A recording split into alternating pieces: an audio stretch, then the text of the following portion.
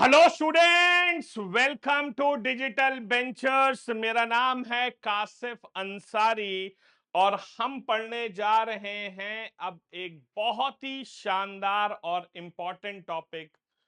और उस टॉपिक का नाम है बच्चों बुद्धिज्म। भाई देखो, एग्जाम में बहुत सारे क्वेश्चन जो है ना, वो बौद्ध धर्म से पूछे जाते हैं, सबको मालूम है। और जब हम बात करते हैं बुद्धिज्म की, तो सबसे पहले हम क्या पढ़ेंगे? Life of Gautam Buddha. तो गौतम बुद्ध जी के जीवन के बारे में सबसे पहले हम पढ़ेंगे, ठीक है। तो सबसे पहला क्वेश्चन ये आता है कि बौद्ध धर्म की शुरुआत किसने की थी? बौद्ध धर्म की शुरुआत किसने की थी? तो आप सबको मालूम है कि बौद्ध धर्म की शुरुआत, तो लिख लीजिए सबसे पहला पॉइंट और सबसे बढ़िया point, Buddhism Buddhism was started by Buddhism was started by Gautam Buddha. Buddhism की शुरुआत जो है वो गौतम बुद्ध ने की थी। Also known as also known as Tathagata also known as Tathagata and Shakya Muni. उन्हें तथागत या हम शाक्य मुनि के नाम से भी पुकारते हैं। शाक्य मुनि क्योंकि शाक्य वंश के पैदा हुए थे, इसीलिए उन्हें शाक्य मुनि या तथागत के नाम से भी पुकारा जाता है। सो गौतम बुद्धा का जो है, इन्होंने शुरुआत की थी आपकी बौद्ध धर्म की। अब देखिए, अगर हम बात करते हैं गौतम बुद्धा की, तो Gautam Buddha was born Gautam Buddha was born in the year 563 BC। 563 वर्ष ईसा पूर्व में इनका जन्म हुआ था। 563 वर्ष ईसा पूर्व में इनका जन्म हुआ था, मतलब जीसस क्राइस्ट के पैदा होने से 563 साल पहले जो है हमारे गौतम बुद्ध जी का जन्म हुआ था। At Lumbini at Lumbini near Kapilavastu district near Kapilavastu district of Nepal. तो लुम्बिनी में कपिलवस्तु डिस्ट्रिक्ट ऑफ नेपाल में उनका जन्म हुआ था 563 वर्ष ईसा पूर्व में। दरअसल होता क्या है कि इनका जन्म जो है वो एक क्षत्रिय हिंदू परिवार में इनका जन्म हुआ था। और नियम अनुसार क्या होता था, शास्त्रों के नियम अनुसार जो पहले बच्चे का जन्म होता है, जो पहले बच्चे का जन्म होता है, वो माँ के मायके में होना चाहिए। और माँ जो है वो अपने मायके जा रही थी, कि माँ जो थी वो अपने मायके जा रही थी, तभी रास्ते में उन्हें लेबर पेन हुआ। और लुम्बिनी नाम का एक वन है, वहां पर ही गौतम बुद्ध का जन्म हुआ था। सो गौतम बुद्ध का जन्म जो है लुम्बिनी नाम के एक वन में हुआ था। उनकी माँ जो है वो अपने मायके जा रही थी, आपको मालूम होना चाहिए। उनकी माँ जो थी वो कोलिया वंश की राजकुमारी थी और राजा दंडपानी की बहन थी। सो कोलिया वंश की राजकुमारी और राजा दंडपानी की बहन हुआ करती थी, ठीक है। तो लिख लीजिए, अगर हम बात करते हैं तो गौतम बुद्धा जी के पिता कौन थे? तो इनके पिता का नाम था राजा शुद्धोधन। शुद्धोधन राजा शुद्धोधन इनके पिता का नाम था, जो कि शाक वंश के राजा हुआ करते थे, रूलर ऑफ साका डायनेस्टी। तो शाक वंश के राजा थे और इनकी जो मां थी उनका नाम था महामाया। ठीक है, महामाया इनकी मां का नाम था, जो कि कोलिया वंश की राजकुमारी थी, कोलिया डायनेस्टी की राजकुमारी थी और राजा दंडपानी की बहन। राजा दंडपानी जो थे इनके मामा थे, कोलिया वंश के राजा थे, उनकी बहन महामाया जो है इनकी मां हुआ करती थी। सो गौतम बुद्धा जी का जन्म जो है 563 वर्ष ईसा पूर्व में हुआ था। लुम्बिनी नाम का एक वन था, कपिलवस्तु डिस्ट्रिक्ट ऑफ नेपाल। और उस दिन बड़ी खूबसूरत, कहते हैं ना, वो दिन जो था वो बेसिकली पूर्णिमा का दिन था। पूर्णिमा थी, फुल मून नाइट थी उस दिन, याद रखिएगा, ठीक है। So on the day of Purnima, इसलिए गौतम बुद्ध का बर्थडे होता है ना, बुद्ध पूर्णिमा कहा जाता है, ठीक है। हाँ जी, तो पूर्णिमा का दिन था, फुल मून नाइट थी, तो उस दिन उनका जन्म हुआ था। इनके फादर थे राजा शुद्धोधन, मां थी महामाया। लेकिन इनका पालन पोषण जो है ना, वो इनकी फॉस्टर मदर ने किया था।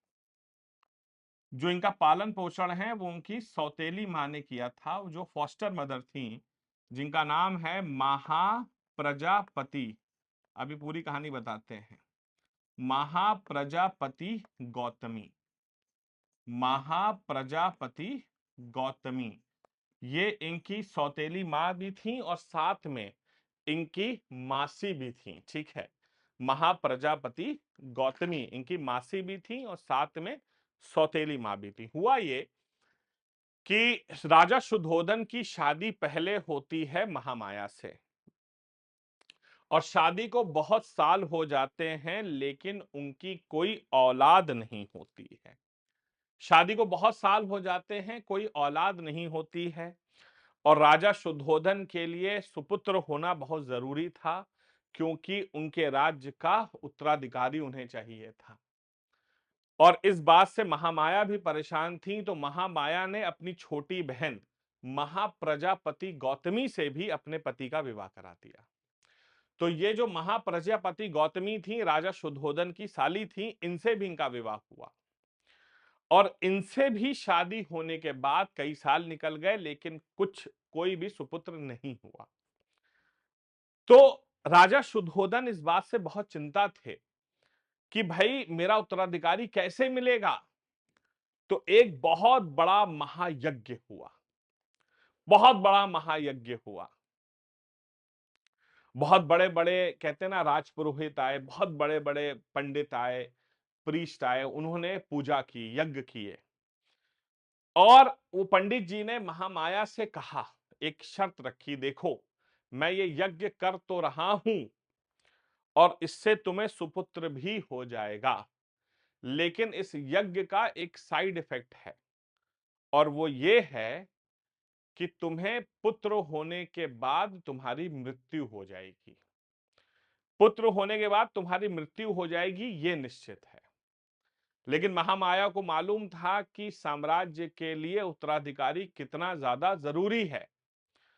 तो उन्होंने कहा कि ठीक है, उन्होंने किसी को बताया नहीं, अपने पति को भी नहीं बताया, अपनी बहन को भी नहीं बताया, और कहा यज्ञ करिए।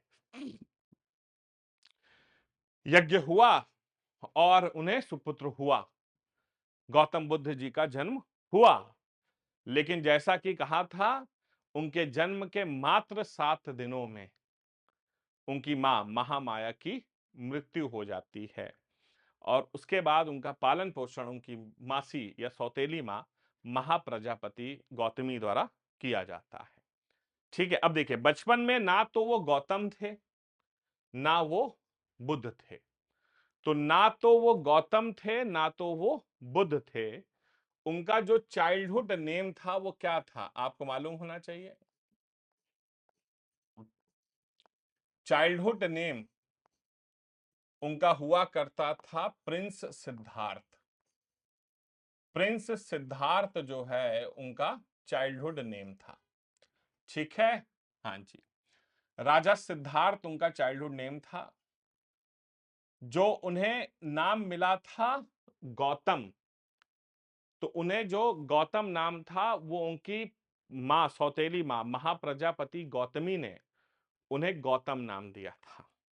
तो जो महाप्रजापति गौतमी थी ना, उनकी जो मासी थी, जो उन्हें बहुत प्यार करती थी, तो महाप्रजापति गौतमी जो उनकी मासी थी, जो उनकी सौतेली माँ भी थी, उन्होंने उन्हें गौतम नाम दिया था। सो गौतम नाम जो है उन्हें उनकी सौतेली माँ ने दिया था, तो वो बन गए थे सिद्धार्थ गौतम। और आप पूछेंगे सिद्धार्थ नाम किसने दिया था, तो सिद्धार्थ नाम उनकी बुआ अमिता बुआ द्वारा दिया गया था। अब होता क्या है, देखिए बड़ी अच्छी कहानी है। लिखिए, Mahamaya died, Mahamaya died 7 days after 7 days after the birth of 7 days after the birth of Gautam Buddha. So Gautam Buddha के जन्म के 7 दिनों में आपके महामाया की मृत्यु हो जाती है। तो Mahamaya died 7 days after the birth of Gautam Buddha. अब होता क्या है कि भारत में एक बहुत बड़े मुनि थे, एक बहुत बड़े ऋषि मुनि थे, और उनका नाम हुआ करता था असिता मुनि। एक बहुत बड़े मुनि थे, उनका नाम था असिता मुनि। बहुत पहुंचे हुए मुनि थे ये असित मुनि। और असित मुनि जो थे ये आपके हिमालय पर थे, यज्ञ कर रहे थे, बहुत सालों से हिमालय पर रह रहे थे। और इन्हें सपने में आया कि भारत में एक बहुत बड़े महापुरुष ने जन्म लिया है। राजा शुद्धोधन के घर में साका डायनेस्टी में इन्हें सपने में आया कि एक बहुत बड़े महापुरुष का जन्म हुआ है। और असित मुनि ढूंढते हुए राजा शुद्धोधन के दरबार में पहुंच गए। राजा शुद्धोधन के दरबार में जब वो पहुंचे तो उनके संतरी ने राजा शुद्धोधन को आके बताया कि असित मुनि आए हुए हैं। अब राजा शुद्धोधन बहुत खुश हो गए, उन्हें लगा कि भैया असित मुनि उनके बेटे को आशीर्वाद देने आए हैं।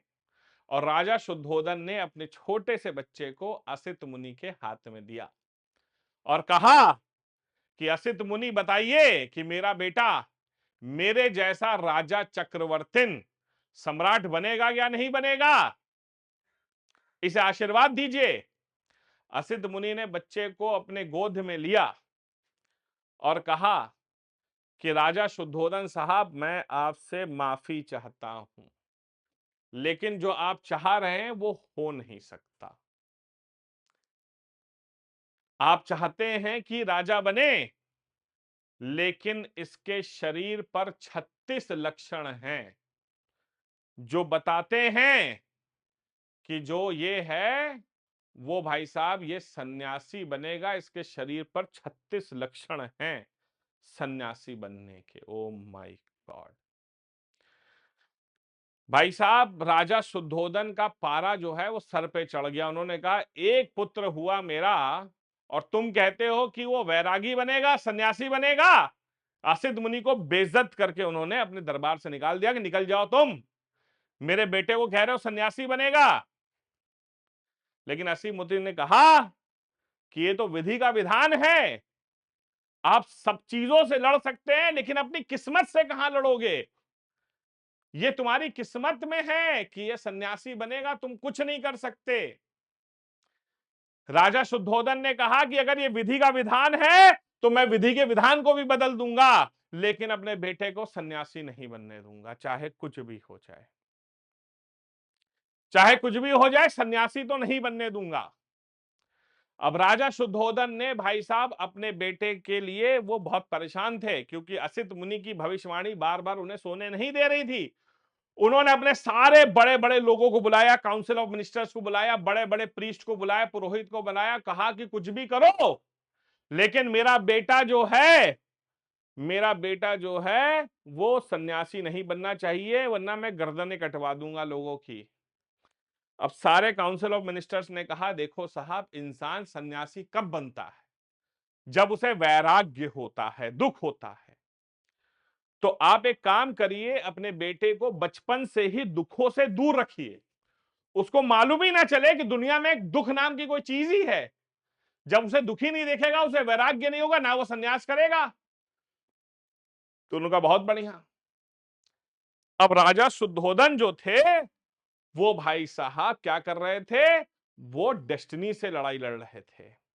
राजा शुद्धोधन ने सारा आदेश जारी कर दिया कि पूरे कपिल वस्तु में अगर एक भी गरीब दिखाई दिया मुझे तो सही नहीं होगा। सारे गरीब, सारे निर्लज, सारे बीमार, सारे बूढ़े कपिल वस्तु से हटा दिए गए और उन्हें लेकर के किसी दूसरे कोने में डाल दिया गया। पूरे कपिल वस्तु में लाश जलाने पर रोक लगा दी गई कि भाई तुम लाश तक नहीं जला सकते कपिल वस्तु में। जो बूढ़े हैं, निर्लज हैं, बीमार हैं, गरीब हैं, सबको हटा दिया कपिल वस्तु से। कुछ दिनों में राजा शुद्धोधन की दाढ़ी सफेद होने लगी, वो बूढ़े होने लगे। तो लोगों ने कहा, इसे कैसे छुपाओगे, बुढ़ापा आ रहा है। तो असित मुनि ने आदेश जारी कर दिया कि भैया दाढ़ी पे कलर लगा के चलो, बाल सफेद नहीं दिखने चाहिए। मतलब कोई ऐसी चीज ना हो जिससे मेरे बेटे को वैराग्य हो। उसे लगना चाहिए कि सब कुछ परफेक्ट है, सब कुछ परफेक्ट है इस दुनिया में। तो गौतम बुद्धा को ऐसे ही लगता रहा पूरे जीवन भर कि दुनिया में हर इंसान उनके जैसा ही अमीर है, सब लोग खुशी रहते हैं लाइफ में, ठीक है। तो गौतम बुद्धा को ऐसा लगने लगा कि दुनिया में हर आदमी खुशी रहता है, ठीक है। अब देखिए, गौतम बुद्धा जी को चाइल्डहुड में अपने घोड़े से खेलना बहुत पसंद था। चाइल्डहुड में उनकी जो सबसे फेवरेट चीज थी वो था उनका हॉर्स। और गौतम बुद्धा जी के जो घोड़ा था उसका नाम क्या था?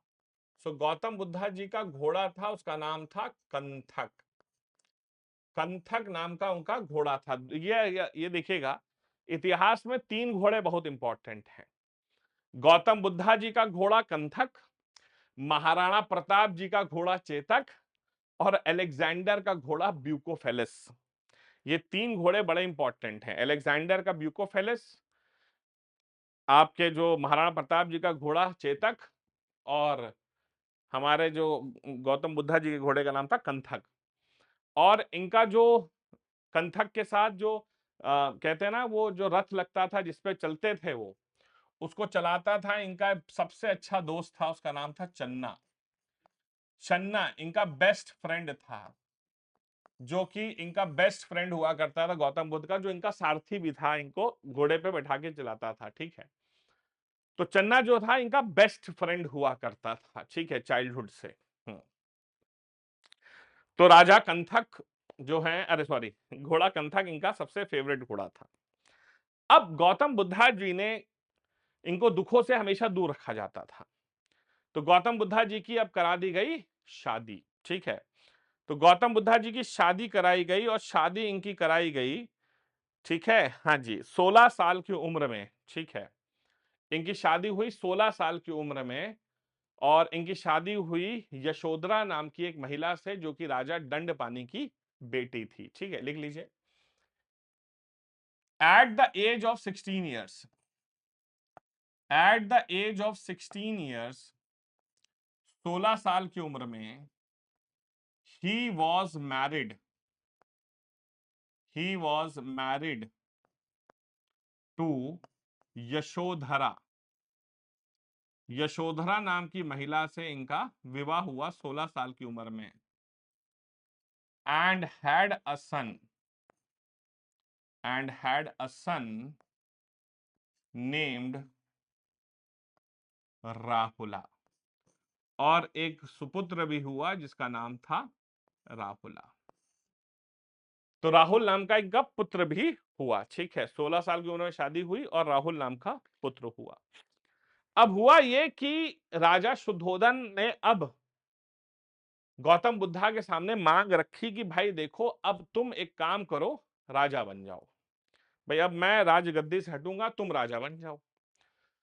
सो गौतम बुद्धा जी ने कहा कि ठीक है, मैं राजा बन जाऊंगा, लेकिन मेरी एक शर्त है।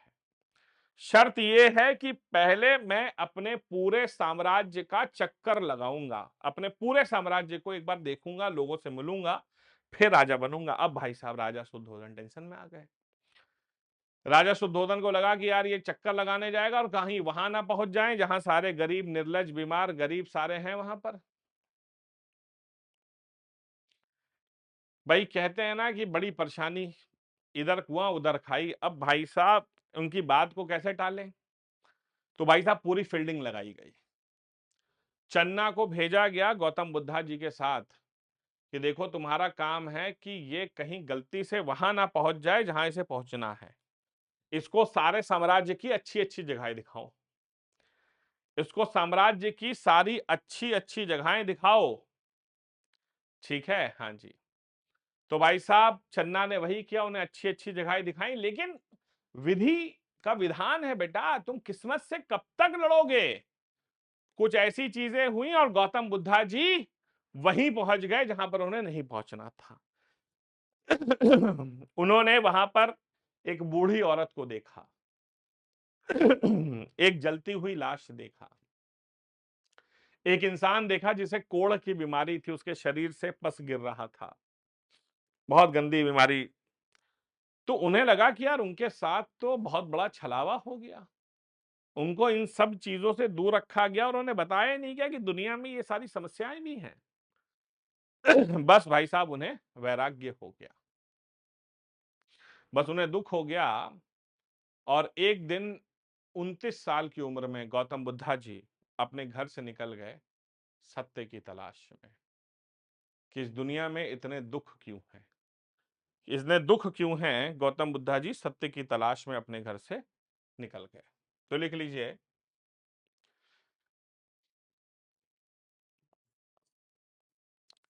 Eight the age of at the age of 29 years, 29 साल की उम्र में,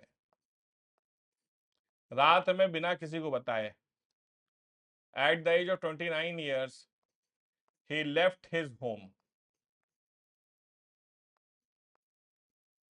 in search of in search of salvation। कहते हैं ना, salvation मतलब निर्वाण, सत्य की तलाश में घर से निकल पड़े।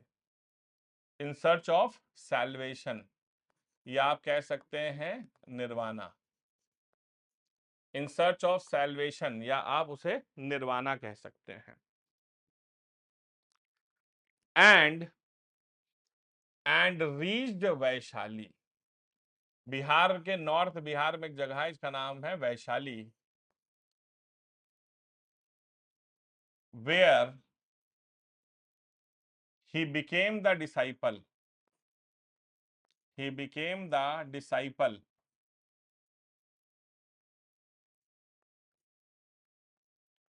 of अलार कलाम। ये गौतम बुद्धा जी के पहले टीचर थे। अलार कलाम ये गौतम बुद्धा जी के सबसे पहले टीचर थे। वैशाली में अलार कलाम के वो शिष्य बने। तो वैशाली में अलार कलाम के शिष्य बने गौतम बुद्धा जी, ये उनके सबसे पहले टीचर थे। ठीक है, फर्स्ट टीचर। और गौतम बुद्धा जी ने कहा कि भाई साहब दुनिया में इतने दुख हैं, मुझे सत्य जानना है कि क्या परेशानियां हैं। तो अलार कलाम ने कहा कि भाई दुनिया में हर चीज का जवाब आप एक चीज से समझ सकते हैं, वो है मेडिटेशन। मेडिटेशन करना सीखो, ध्यान लगाओ। गौतम बुद्धा जी ने को अलार कलाम ने ध्यान लगाना सिखाया और उन्होंने जो है ध्यान लगाना शुरू किया। लेकिन कुछ ही हफ्तों में गौतम बुद्धा जी की जो मेडिटेशन पावर थी वो अलार कलाम के बराबर हो गई। तो अलार कलाम से उन्होंने कहा कि भाई आंसर तो मुझे मिला नहीं, आंसर मुझे मिला नहीं। तो अलार कलाम ने कहा कि इससे आगे मुझे नहीं आता, तुम्हें अब आगे बढ़ना पड़ेगा। ठीक है, फिर भाई साहब वो वैशाली से निकल गए, ही लेफ्ट वैशाली, वैशाली से वो निकल गए, एंड रीच्ड मगध, और वो मगध पहुंचे, where he became the disciple of, where he became the disciple of उद्रक रामपुत्रा, वहां पर ये उद्रक रामपुत्र के शिष्य बने, उद्रक रामपुत्रा के शिष्य बने, उद्रक रामपुत्रा के शिष्य बने, ये इनके सेकेंड टीचर थे। अब उद्रक रामपुत्रा ने इन्हें एडवांस्ड लेवल ऑफ मेडिटेशन सिखाया, और एडवांस लेवल ऑफ मेडिटेशन, ये काफी करीब तक पहुंच गए, लेकिन सत्य का जवाब इन्हें मिला नहीं, अपने सवालों का जवाब मिला नहीं। तो इन्होंने उद्रक रामपुत्रा से कहा कि साहब अभी भी मुझे जवाब नहीं मिला। तो उद्रक रामपुत्रा ने कहा कि इसके आगे मुझे नहीं आता, लेकिन अब इसके आगे और किसी को भी नहीं आता, यहां से तुम्हें रास्ता अकेले तय करना होगा, यहां से रास्ता तुम्हें अकेले तय करना होगा, क्योंकि अब इसके बाद कोई तुम्हें टीच नहीं कर सकता। गौतम बुद्धा जी 6 साल तक एज अ वॉन्डरर इधर से उधर, उधर से इधर घूमते रहे। कई बार वो जैन टीचिंग से भी इंस्पायर्ड हुए, फिर उन्हें लगा नहीं, हमें कुछ और करना है। ऐसे करते करते एक दिन वो बैठ गए बिहार के बोध गया में, बिहार के बोध गया में पीपल के पेड़ के नीचे भाई साहब वो बैठ गए, और उन्होंने कसम खा ली कि जब तक मेरे सवालों का जवाब नहीं मिलेगा, मैं इस मेडिटेशन से अब नहीं उठूंगा। भाई साहब कई कई कई दिन निकल गए, उनके सपनों में अंट शंट चीजें आने लगी, लोगों ने डिस्ट्रैक्ट करने लगे, लेकिन उन सब से पार कर गए, और फाइनली 35 साल की उम्र में उन्हें एनलाइटमेंट की प्राप्ति हुई। ठीक है, हाँ जी, लिखिए, Gautam Buddha, Gautam Buddha attained salvation, attained enlightenment कह लीजिए, मतलब सवालों के जवाब उन्हें मिल गए, attained enlightenment at the age of 35 years, 35 साल की उम्र में, under the peepal tree, under the peepal tree at Bodh Gaya इन बिहार, बिहार के बोध गया में, एट बोध गया इन बिहार। तो बिहार के बोध गया में पीपल के पेड़ के नीचे 35 साल की उम्र में उन्हें सत्य की प्राप्ति हो गई। On the banks of river, on the banks of river, on the banks of river Niranjana, Niranjana नदी के किनारे पर उन्हें सत्य की प्राप्ति हो गई, एनलाइटमेंट मिल गया, और एनलाइटमेंट मिलने के बाद ही उन्हें बुद्ध कहा गया। बुद्ध मतलब द एनलाइटेड वन, बुद्ध का मतलब क्या होता है? द एनलाइटेड वन, एक ऐसा इंसान जिसे सत्य की प्राप्ति हो गई हो। तो फाइनली वो बन गए सिद्धार्थ गौतम बुद्धा। तो सिद्धार्थ गौतम बुद्धा वो बने 35 साल की उम्र में। अब कई बच्चे मुझसे कहते हैं कि सर एक बात बताओ, उन्हें एनलाइटमेंट प्राप्त हुआ, ये हम कैसे मान लें, बताइए सर, ये हम कैसे मान लें उन्हें एनलाइटमेंट प्राप्त हुआ? बात तो सही है बेटा, देखो दुनिया में कई चीजें ऐसी होती है ना जिन्हें हम सिर्फ महसूस कर सकते हैं, एक्सप्रेस नहीं कर सकते। लोग कहते हैं ना मुझे उससे प्यार हो गया है, आहा क्या बात है।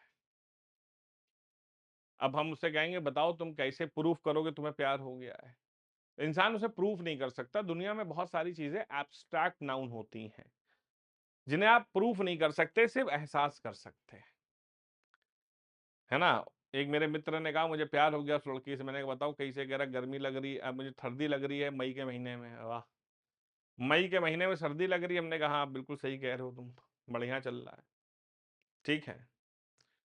तो ये एब्स्ट्रैक्ट नाउन है। और बेटा धर्म के साथ खासियत ये होती है ना कि धर्म का कोई प्रूफ नहीं होता है। It's a matter of faith, it's a matter of faith. मानो तो ठीक है, ना मानो तो कोई बात नहीं। भाई मानने वाले उसे गंगा भी कहते हैं, नहीं मानने वाले उसे बहता पानी भी कहते हैं, ठीक है।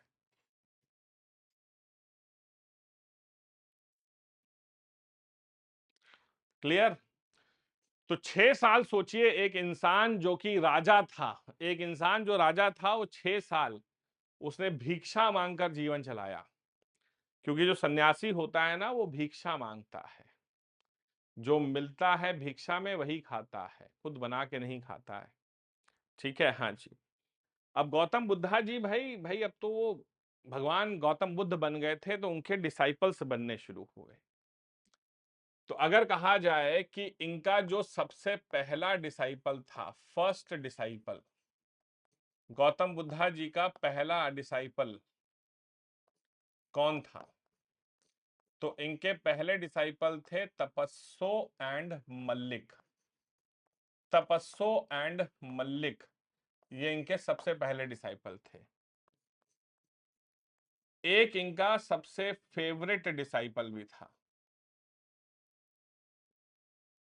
जो था आनंद। आनंद जो था इनका सबसे प्रिय शिष्य था। और यह भी पूछा जाता है कि फर्स्ट फीमेल डिसाइपल, पहली फीमेल डिसाइपल इनकी कौन थी? तो इनकी पहली फीमेल डिसाइपल थी महाप्रजापति गौतमी, जो इनकी माँ थी। महाप्रजापति गौतमी जो इनकी माँ थी, वो इनकी सबसे पहली महिला शिष्य बनी थी। अब गौतम बुद्धा जी ने कहा कि भाई मुझे ज्ञान तो मिल गया है, मुझे सवालों के जवाब मिल गए, लेकिन अब मैं इन सवालों के जवाबों को दुनिया को भी बताऊंगा।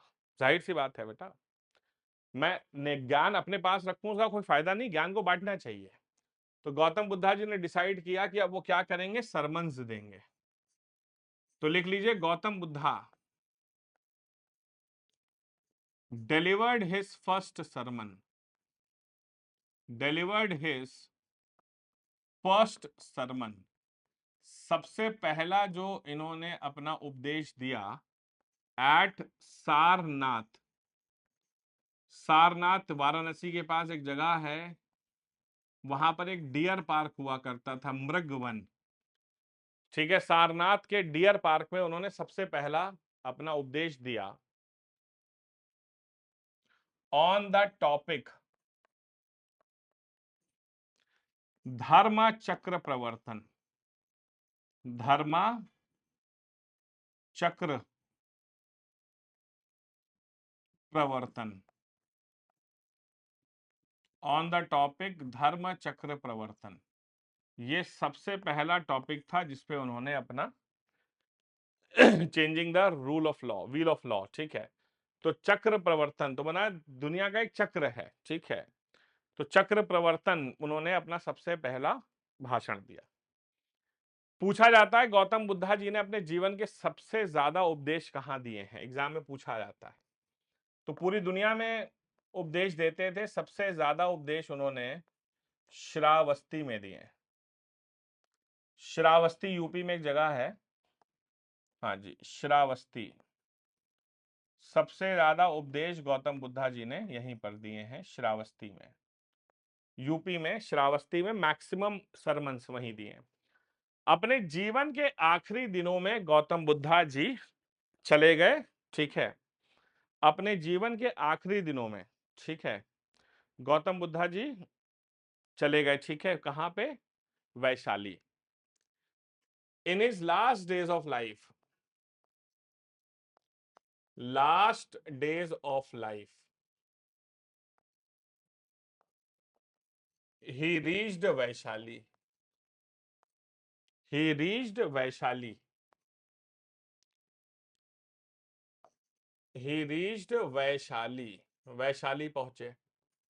वहां पर इनका एक शिष्य हुआ करता था जिसका नाम था चुंड, जिसे कुंड भी कहा जाता है। अब इस बात को लेकर के थोड़ा सा कॉन्ट्रडिक्शन है इतिहासकारों में क्योंकि वो भिक्षा से ही खाते थे। तो कुछ इतिहासकारों ने कहा कि उसने जो है इन्हें मशरूम टाइप की कुछ सब्जी खिलाई थी, या कोई लोग कहते हैं कि उन्हें कुछ और खिला दिया गया, खराब चीज खिला दी गई, जिससे गौतम बुद्ध जी को डायरिया हो गया था। ठीक है, ठीक है, हाँ जी। वेयर हिज डिसाइपल, क्योंकि वो भिक्षा में ही खाते थे, चुंड, और जो मिलता था वो खाना होता था, या कुंड, fed him food, due to which he suffered from diarrhoea.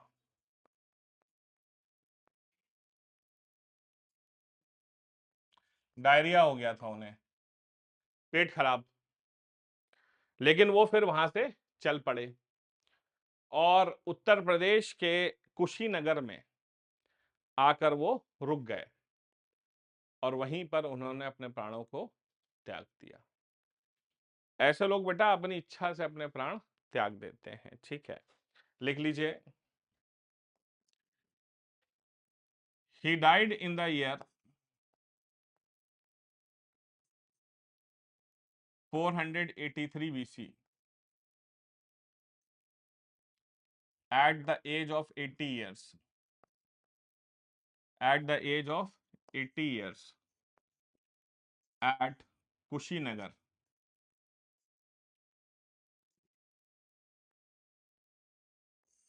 in the Malla republic, Malla महाजनपद,